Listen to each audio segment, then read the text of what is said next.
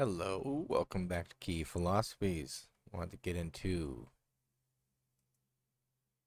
metals and money, and especially of gold and silver. Cantillons' essay on economic theory here, chapter 17.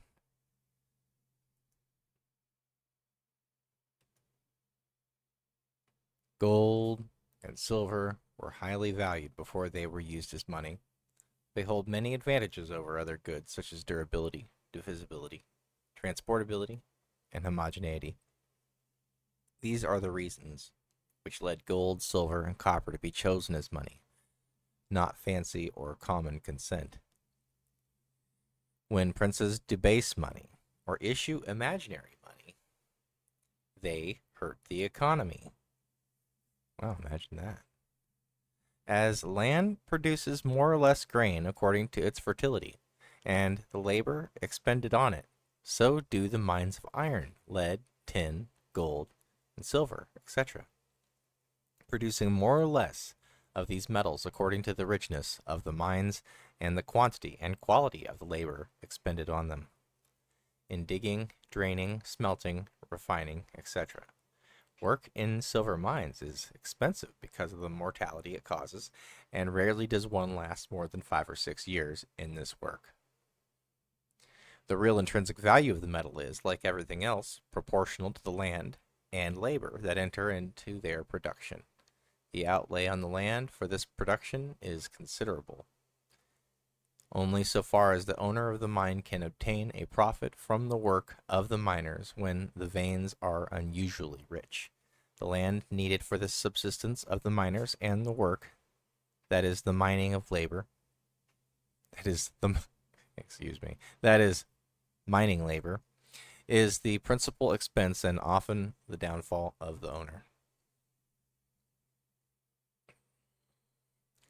The market value of metals, as with other commodities and merchandise, is sometimes above, sometimes below the intrinsic value, and varies with their abundance or scarcity according to demand.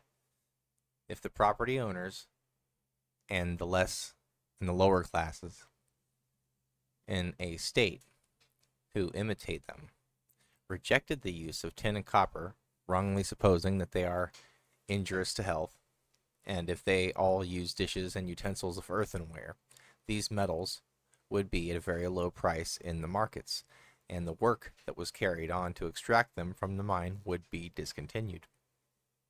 But as these metals are found to be useful and are employed in everyday life, they will always have a market value corresponding to the abundance or scarcity and the demand for them. These metals will always be mined in order to replace what is lost by daily use. Iron is not only useful for daily life, but may be said to be in a certain way necessary. And if the Native Americans who did not make use of the iron before the discovery of their continent had found mines and had known how to use it, there is little doubt that they would have labored to produce it at whatever cost. Gold and silver are capable of serving not only the same purpose as tin and copper, but also most of the purposes of lead and iron. They have this further advantage over other metals in that they are not consumed by fire and are so durable that they may be considered permanent. It is not surprising, therefore, that the men who found the other metals useful valued gold. Lost it.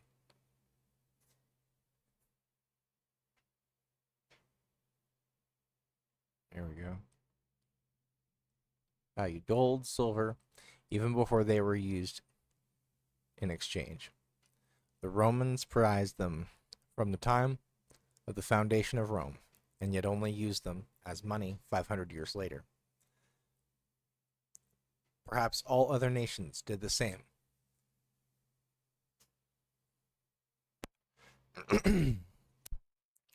Only adopted these metals as money long after using them for other purposes.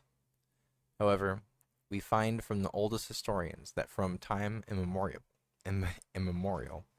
gold and silver were used as money in Egypt and Asia, And we learn in the book of Genesis that silver monies were made in the time of Abraham. Let us assume that silver was first found in the mine of Mount Nephates in Mesopotamia. It is natural to think that one or more property owners, finding this metal to be beautiful and useful, were the first to use it, and willingly encouraged the miner and entrepreneur to extract more of it from the mine, giving him in return for his work and that of his assistants as much of the production of the land as they needed for their maintenance. This metal became more and more highly valued in Mesopotamia because as the large landowners bought ewers made of silver, the lower classes, according to their means or savings, would buy silver cups. The entrepreneur of the mine, seeing a constant demand for his goods, certainly placed a value proportional to its quantity or weight against the other commodities, or merchandise, which he took in exchange. While everybody looked on the metal as a precious and durable object and strove to own a few pieces of it, the entrepreneur, who alone could supply it, was in a position to demand in exchange an arbitrary quantity of other commodities and merchandise. The merchant here. Assume now that on the other side of things, the Tigris River, and therefore outside Mesopotamia, a new silver mine is discovered, of which the veins are exceptionally rich and larger than those of Mount Nephates, and that the working of this new mine, which was easily drained, required less labor than that of the first. The entrepreneur of the new mine was naturally in a position to supply silver much cheaper than the entrepreneur of the Mount Nephates. The people of Mesopotamia, who wished to have pieces and silver and objects of silver, would find it more advantageous to export their merchandise and give it to the entrepreneur of the new mine in exchange for silver, rather than obtaining it from the original entrepreneur. The first mine owner, finding a smaller demand, would of necessity reduce his price, but the new entrepreneur, lowering his price in proportion, would obligate the first mine owner to stop his output. Then, the price of silver in exchange for other commodities and merchandise would necessarily be fixed by the price of the new mine. Silver would then cost less to the people beyond the Tigris than to those of Mesopotamia, who had to bear the cost of transporting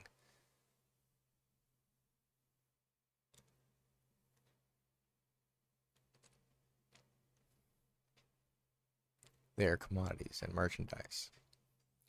It is easy to conceive that when several silver mines were found and the property owners had developed a taste for this metal, they were imitated by the other classes. The pieces and fragments of silver, even when not worked out, were sought after eagerly because nothing was easier to make such articles from than as were desired, according to their quantity and weight, as this metal was at least valued at what it cost to be produced. A few people who possessed some of it, finding themselves in need, could pawn it to borrow the things they wanted, and later even sell it outright. Excuse me.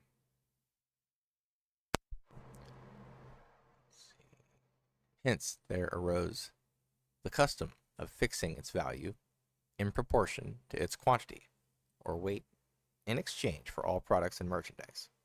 But as silver can be combined with iron, lead, tin, and copper, which are more common metals than that are mined at less expense, the exchange of silver was subject to much fraud. This caused several kingdoms to establish mints in order to certify by a public coinage the true quantity of silver that each coin contains, and to give to individuals who bring bars or ingots of silver to the mint the same quantity of coins bearing a stamp or certificate of the true quantity of silver they contain. The cost of these certificates or coinage are sometimes paid by the public or by the prince. It was the method followed in ancient times in Rome and today in England. Sometimes those who take silver to be coined pay for minting, as is the custom in France. Pure silver is hardly ever found in the mines. The ancients did not know the art of refining it to perfection. They always made their silver coins of fine silver, and yet those which remain of the Greeks, Romans, Jews, and Asians are never perfectly pure. Today, we are more skilled. The secret for making silver has been discovered. However, the different methods of refining it are not part of my subject. Many authors have treated the subject. I will only observe that there is a good deal of expense in refining silver, and for this reason, an ounce of fine silver is generally preferred to 2 ounces in which contain 1/2 of copper or other alloy. It is expensive to separate the alloy and to extract the ounce of pure silver, which is in these 2 ounces, while by simply smelting, any other metal can be combined with silver in any proportion desired. When copper is sometimes used as an alloy to find silver, it is only to render it more malleable and more suitable to make objects out of it. But in the valuation of all silver, copper or alloy is reckoned at nothing, and only the amount of pure fine silver is considered. For this reason, an essay is always made to ascertain the amount of pure silver. Assaying is merely refining a little piece of the silver, a bar, and for example, to find out how much pure silver it contains, and to judge the whole bar by the small sample. A small portion of the bar, 12 grains for example, is cut off and nicely weighed with the scales that are so accurate that a thousandth part of a grain will sometimes turn the scale. Very accurate scales. Then the sample is refined by nitric oxide or by fire, and the copper or alloy is separated. When the silver is pure, it is weighed again in the same scale, and if it then weighs 11 grains instead of 12, the assayer says that the bar is 11 parts fine, i.e. it contains 11 parts of pure silver and 1 part copper alloy. This will be more easily understood by those who have had the curiosity to see essays carried out. There is nothing mysterious about it.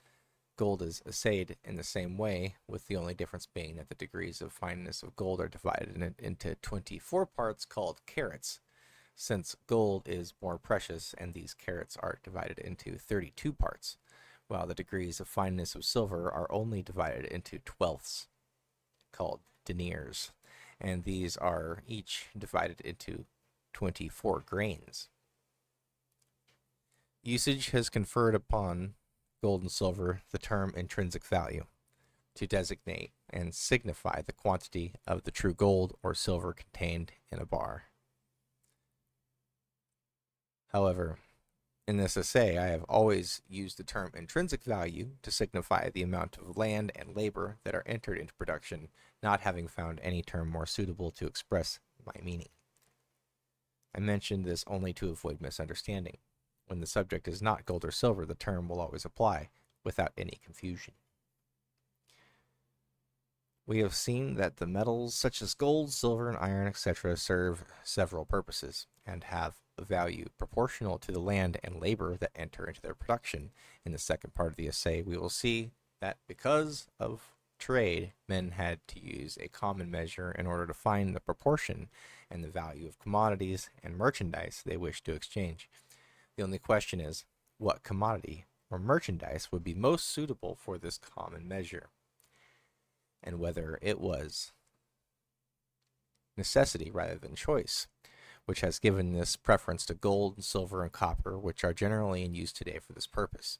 Ordinary products like grain, wine, and wheat have a real value and serve the needs of life, but they are all perishable and difficult to transport, and therefore hardly suitable to serve this common measure. Goods such as cloth, linen, leather are also perishable and cannot be subdivided without in some way changing their value for the service of men.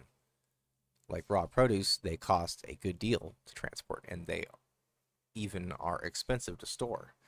Consequently, they are unsuitable as a common measure. Diamonds and other precious stones, even if they had no intrinsic value and were demanded only by taste, would be suitable for the common measure if they were not susceptible to imitation, and if they could be divided without loss.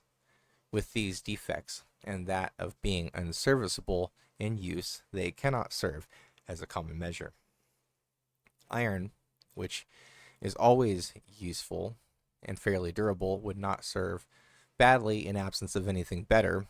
It is consumed by fire and is too bulky in large quantities. It was used from the time of Lycurgus and Sparta till the Peloponnesian War, but as its value was necessarily based intrinsically or in proportion to that of the land and labor that entered into its production, a great quantity of it was needed for a small value. It is curious that they spoiled the quality of the iron coins with vinegar to make them unfit for other uses than that of exchange. Thus, it could only serve the austere Spartans, and they themselves could not continue, after they extended their interaction with other countries.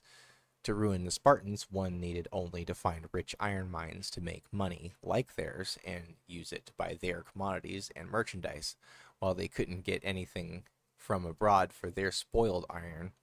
At that time, they did not concern themselves with any foreign trade, but only with war. Lead and tin have the same disadvantage of bulk as iron and are consumable by fire.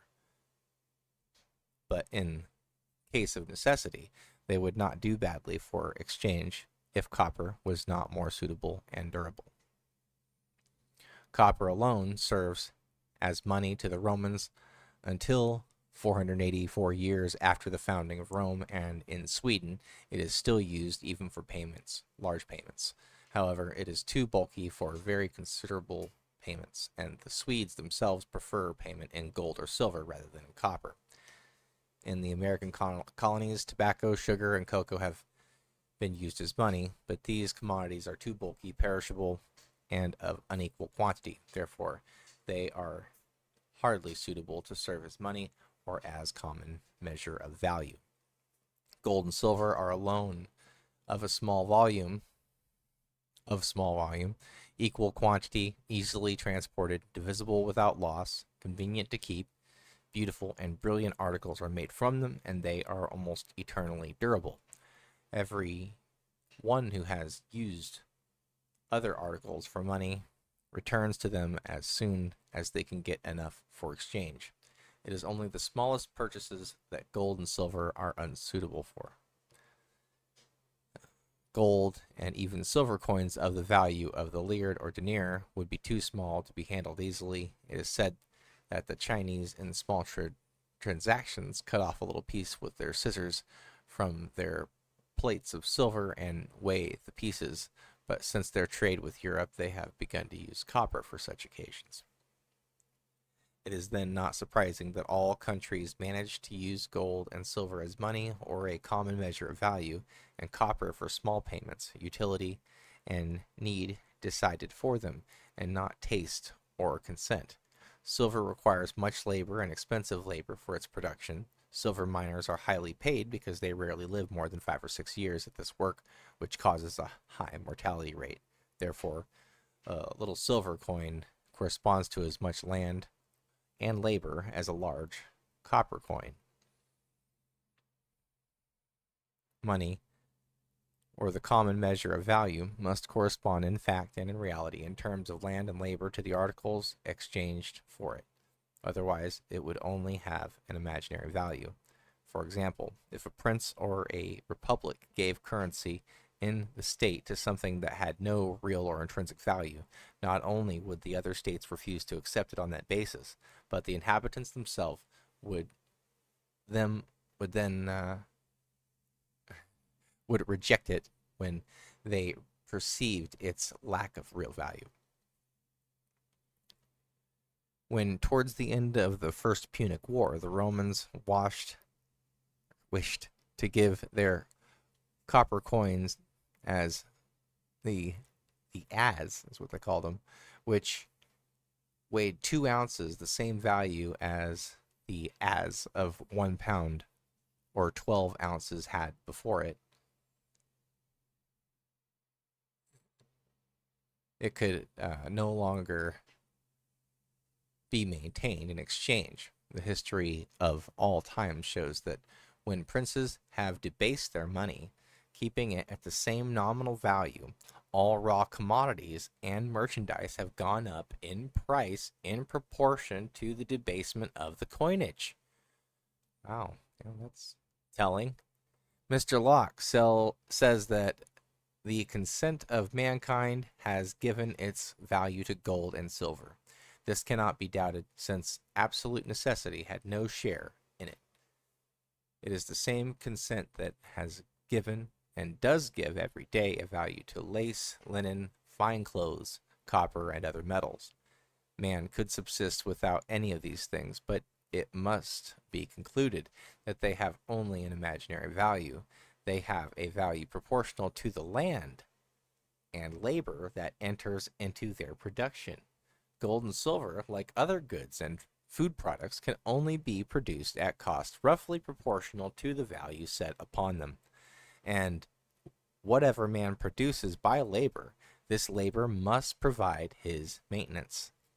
It is the great principle that one hears every day from the mouths of the humble classes, who have no part in our speculations, and who live by their labor or their enterprise.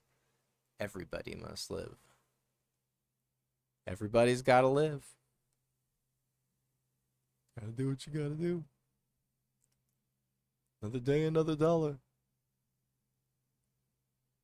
So yeah, see the transition here. From the more labor there is in a state, the more the state is judged naturally rich, into metals and money, and especially of gold and silver. And next we will be on to money and interest.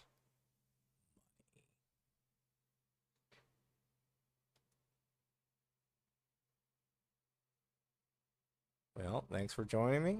If you enjoyed the reading, please give me a like and subscribe if you liked it. If not, go away. Just go, you know. Or just keep hanging out. It's okay too. Have a good day.